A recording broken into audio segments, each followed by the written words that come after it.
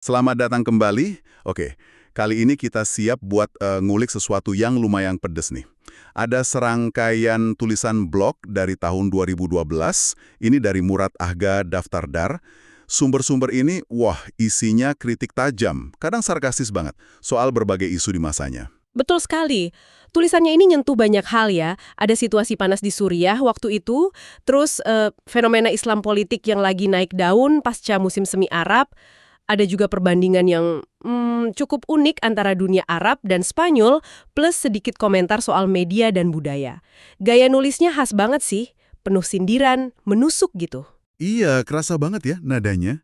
Jadi, misi kita sekarang ini adalah, gimana ya, ngebongkar poin-poin kunci dari sudut pandang si penulis ini. Kita coba pahami argumennya, gimana dia nyambung-nyambungin isu yang kelihatannya beda-beda. Tentunya, kita sajikan apa adanya dari sumber tanpa nambah-nambahin opini kita. Siap? Mari kita mulai bedah. Oke, pertama-tama, penulis ini langsung ngegas ya, ngeritik retorika rezim-rezim Arab zaman itu. Dia soroti banget slogan kayak as-sumud wa at-tasaddi. Itu kan artinya keteguhan dan konfrontasi gitu ya. Iya, betul. Dan menurut penulis ini, slogan itu cuma omong kosong. Gak nyambung sama sekali sama kenyataan rakyat yang ditindas, dan ya minim kemajuan. Benar. Terus dia spesifik banget ke Suriah tahun 2012. Dengan orang waktu itu buat ngasih label konflik Suriah, ini bakal jadi kayak Lebanon, Lebnanah, atau jadi kayak Irak, Irakanah, atau gimana lagi gitu. Bingung nentuin nasibnya ya. Semacam itu. Dan yang penting, dia secara terbuka ragu sama efektivitas demo damai. Gimana mau damai ngelawan rezim sekeras itu kan? Masuk akal sih keraguannya waktu itu. Terus ada sindiran yang agak gelap tapi bikin mikir itu loh. Soal utusan PBB. Oh ya, yang Kofi Annan sama Lahdar Brahimi itu ya? Nah, itu dia. Kofi Annan kan berkulit hitam. Terus Lahdar Brahimi, nama belakangnya Brahimi itu dekat sama kata Arab untuk hijau. Hitam dan hijau pas banget sama warna bendera Suriah waktu itu. Iya, seolah-olah ini takdir yang, gimana ya, ironis atau ya gitu deh.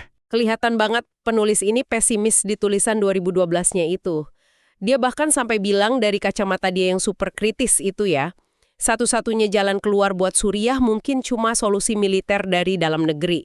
Istilahnya, al-hallul askariyud dakhiliyu faqatal ghair. Solusi militer internal. Tujuannya apa katanya? Tujuannya jelas, gulingkan rezim yang dia kasih julukan nyelekit Abu Syahata. Abu Syahata. Apa artinya tuh? Artinya bapak sandal jepit, itu buat ngejek Assad. Dia juga nyentil sebagian masyarakat yang dianggap pasif, nyamain ingatan mereka kayak ikan. Dzakiratus samak. Dzakiratus samak. Maksudnya gampang lupa gitu? Iya, gampang lupa sama penderitaan, sama apa yang terjadi. Kritik keras soal memori kolektif itu. Poin yang keras memang. Nah dari Suriah nih, penulis ini geser fokusnya ke fenomena yang lebih gede waktu itu. Menguatnya gerakan Islam politik setelah Arab Spring. Betul.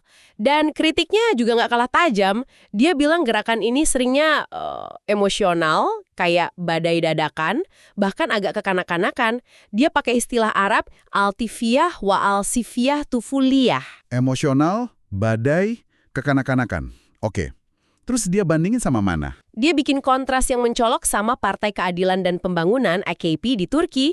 Pimpinannya kan Erdogan sama Gül waktu itu. Oh, AKP Turki. Kenapa dibandingin sama AKP? Kata penulis, AKP itu butuh waktu 10 tahun buat reformasi beneran. Bersihin institusi dari korupsi, sisa-sisa sekularisme lama. Prosesnya panjang. Nah, sementara di dunia Arab, banyak gerakan Islam politik yang kesannya pengen hasil instan. Pengen perubahan dalam hitungan jam, atau lewat lobi-lobi politik jangka pendek aja. Wah, ini tuduhan soal maunya instan ini menarik.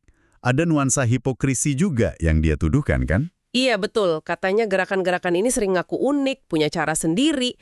Tapi intinya menurut dia nih ya, cuma niru-niru Turki. Sampai nama partainya aja mirip-mirip. Banyak yang pakai kata keadilan dan pembangunan atau variasinya, gitu kayak AKP. Jadi kayak template gitu ya, cuma copy-paste. Kesan yang mau dia sampaikan begitu. Dan buat nunjukin keraguannya soal kedalaman iman di balik gerakan ini, dia kutip ayat Al-Quran dari surat Al-Hujurat. Ayat yang mana tuh? Kualitas sama amanah, kami udah beriman sungguh-sungguh. Oh gitu, jadi maksud penulisnya gimana dengan ngutip ayat itu? Penulis ini kayak curiga, jangan-jangan klaim agama di politik ini cuma di permukaan aja, cuma strategi doang. Dia khawatir ini cuma ganti rezim otoriter lama ke yang baru, tapi bungkusnya pakai agama. Istilahnya dia pakai matiyah wakal hila, kayak kendaraan atau tunggangan politik aja gitu. Jadi intinya penulis khawatir ini cuma ganti baju aja ya, bukan perubahan substansial. Bisa dibilang begitu kekhawatirannya. Dan ada lagi yang dia sorot, tren yang dianggap menyedihkan pasca revolusi. Tren apa lagi tuh? Iya, dia lihat gimana generasi yang lebih tua, dia sebut fi'ah harimna, kayak golongan kami sudah tua gitulah kasarnya. Malah sering nyingkirin anak-anak muda, padahal anak muda ini yang justru jadi motor penggerak revolusi di awal. Oh, jadi yang tua malah ngambil alih gitu. Iya, generasi tua ini lalu ambil alih pimpinan. Itu yang dia sayangkan. Oke, kita udah bahas Suriah dan kritik soal Islam politik. Sekarang kita masuk ke bagian yang menurut saya pribadi nih ya, paling nggak biasa dari tulisan-tulisan ini. Penulis ini narik garis paralel antara dunia Arab sama Spanyol. Ah iya, bagian ini emang unik. Kok bisa ya? Dia lihat ada kesamaan di masalah sosial mendasar, terutama yang dia sebut nifak alias hipokrisi, plus korupsi yang katanya sama-sama parah di kedua tempat. Iya, ini perbandingan yang jarang diangkat memang. Dia emang nyebut sejarah panjang interaksi lewat Al-Andalus. Tapi fokus utamanya ke kondisi zaman itu, tahun 2012. Monarki Spanyol dia kritik karena dianggap jauh dari rakyat. Terus masalah ekonomi Spanyol, kayak pengangguran tinggi, juga disorot. Tapi yang paling keras soal apa? Kritiknya paling keras mungkin soal perlakuan keluarga Spanyol keturunan Arab atau Maroko, khususnya di kota Ceuta dan Melilla. Nah, soal Ceuta dan Melilla ini, dia nggak cuma ngomong umum kan ya? Dia kasih contoh-contoh spesifik. Bisa dirangkum nggak inti dari contoh-contoh itu apa aja? Intinya sih penulis melukiskan gambaran diskriminasi yang sistematis dan terasa di banyak level. Mulai dari diskriminasi ekonomi dan sosial, susahnya dapat kesempatan kerja atau usaha gitu. Terus ada dugaan manipulasi politik pas pemilu, kayak bantuan sosial jadi alat tawar suara, sampai ke level budaya dan simbolik. Contohnya yang budaya itu gimana? Misalnya soal penolakan penggunaan bahasa Arab secara resmi, padahal bahasa daerah lain di Spanyol, kayak Katalan atau Bask, itu diakui konstitusi. Dia juga nyebut insiden spesifik, kayak acara penghargaan buat tokoh muslim Muhammad Yunus, diadain pas jam buka puasa Ramadan. Kan nggak sensitif ya? Atau patung tokoh sejarah Arab Al-Idrisi ditaruh di bawah jembatan, kayak sengaja disembunyikan. Ada juga kasus, klinik dokter muslim ditutup setelah dia ngajuin keluhan. Oke, jadi banyak contoh kecil yang nunjukin pola perlakuan nggak adil gitu ya? Bukan sekedar daftar kasus. Betul, polanya yang mau dia tunjukin. Terus ada lagi soal cara kedua masyarakat ini, Arab dan Spanyol atau dunia Hispanik, ngadepin kesulitan hidup. Katanya beda ya caranya. Oh iya, gimana bedanya menurut dia? Menurut pengamatan penulis ini, ya beda. Dia lihat orang Arab cenderung lari atau cari kekuatan ke agama dan kesabaran kalau lagi susah. Pasrah gitu ya kesannya. Sementara orang di dunia berbahasa Spanyol, terutama Amerika Latin katanya, lebih condong ke ideologi kiri. Kayak Marxisme atau Leninisme, sebagai cara melawan atau cari solusi. Menarik itu perbedaannya. Tapi ironisnya gimana? Ironisnya, kata dia, dua dunia ini, Arab dan Spanyol Hispanik, yang punya banyak kemiripan sejarah atau budaya malah gagal bersatu atau bikin kerjasama yang kuat. Kayak jalan sendiri-sendirian aja. Wah, sayang banget ya. Sampai dia cerita pernah usul proyek kerjasama tapi dicuekin segala kan? Betul, dia ngaku pernah usulin proyek budaya ekonomi besar, Spanyol jadi jembatannya gitu. Tapi nggak digubris sama sekali. Menurut dia, ini nunjukin Spanyol kurang punya visi strategis waktu itu. Dia juga bandingin reaksi dunia Arab soal penghinaan Nabi sama reaksi Barat soal pelanggaran privasi bangsawan Inggris.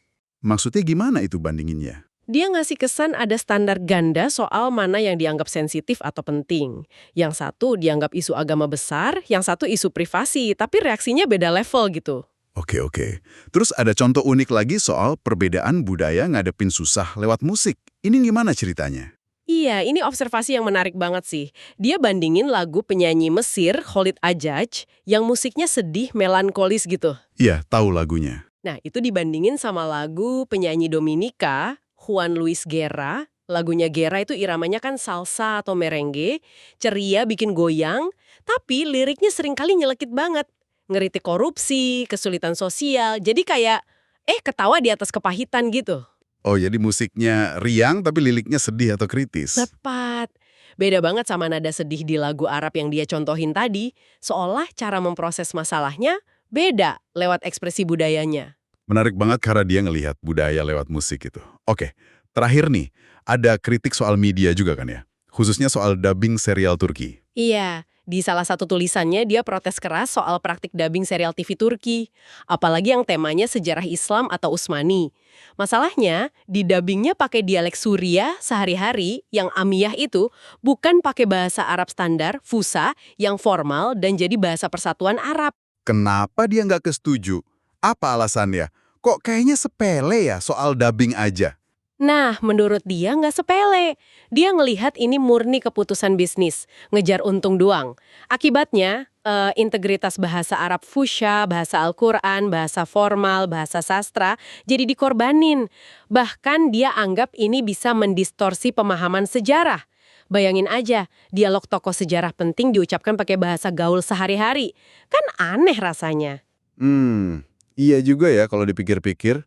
Ironisnya lagi, kata dia, sementara dialek Suriah dipakai buat dubbing acara luar, aktor Suriah sendiri malah harus belajar dialek Mesir biar laku di industri film Mesir yang lebih gede. Wah, jadi kayak standar ganda lagi ya?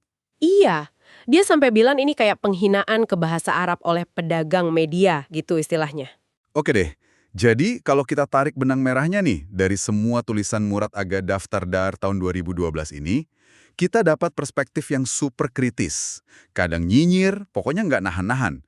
Dia nunjukin apa yang dia lihat sebagai hipokrisi di mana-mana, gagalnya pemimpin Arab, gerakan politik sosial pasca Arab Spring yang dianggapnya dangkal, plus masalah diskriminasi dan perpecahan baik di internal Arab maupun pas dibandingin sama Spanyol. Bener. Analisis dia soal Islam politik pasca Arab Spring, terutama yang ngebandingin sama Turki dan ngeritik mental instan itu, ngasih sudut pandang yang beda dan bikin mikir sih. Begitu juga perbandingan Arab-Spanyolnya. Nunjukin kesamaan masalah sosial kayak hipokrisi dan korupsi itu jarang banget diangkat. Kritiknya soal dubbing pakai dialek juga nyentuh isu penting soal jaga bahasa dan budaya di tengah gempuran media global. Tentu kita perlu ingetin lagi ya, buat Anda yang dengerin, ini semua ditulis lebih dari 10 tahun lalu loh, tahun 2012. Jadi otomatis muncul pertanyaan buat direnungi nih. Seberapa nyambung sih kritik-kritik pedas ini sama kondisi sekarang? Apakah pola-pola yang dia lihat soal gaya pemimpin, dinamika gerakan sosial, hubungan antar budaya, peran media masih gitu-gitu aja? Atau udah berubah total? Atau malah makin ruwet di kawasan itu dan di kalangan diasporanya? Pertanyaan bagus itu, sesuatu buat dipikirin lebih lanjut memang. Oke, sampai di sini dulu pembahasan kita kali ini. Sampai ketemu di pembahasan berikutnya.